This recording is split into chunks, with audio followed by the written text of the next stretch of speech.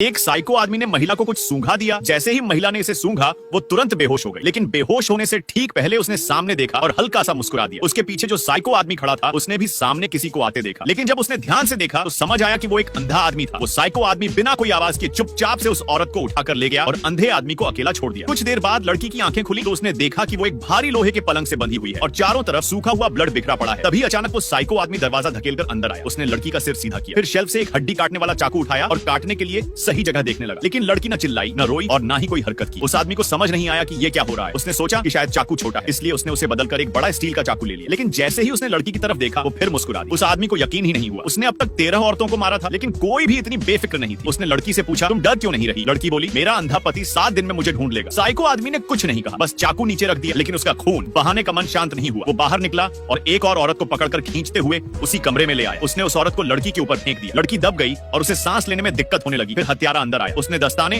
और एप्रन पहन लिया। उसने लड़की को खोलकर उसे गर्दन से घसीटा और बंद कर दिया। फिर उसने उस नई औरत को मेज पर डाला और चाकू से सीधा वार किया। वो औरत चीख पड़ी। हत्यारा उस लड़की के सामने शांत बैठ गया। दूसरी तरफ उस रात जब लड़की का अपहरण हुआ था, अंधे आदमी को जमीन पर उसकी चैन मिली। उसे तुरंत अंदाजा हो गया कि लड़की मुसीबत में है। जब पुलिस जांच के लिए आई तो उन्हें कुछ नहीं मिला। असल में वो हत्यारा बहुत समय से पुलिस की नजरों में था। उसने पिछले 1 साल में 13 औरतों को मार डाला था। हर एक का सिर काटा गया था। अगले दिन झील के किनारे एक बिना सिर की लाश मिली। अच्छी बात यह थी कि वो लाश उस लड़की की नहीं थी, लेकिन आदमी की चिंता और बढ़ गई। पुलिस के पास कोई सुराग नहीं था। फिर आदमी ने खुद ही हत्यारे को ढूंढने की ठानी। उसे एक पुरानी वकील मिली जो अब सिर्फ हाथ हिला सकती थी। अब वो दोनों साथ हो गए। इसी बीच हत्यारे की नई हरकत सामने आई। उसने फिर एक औरत को अपना निशाना बनाया।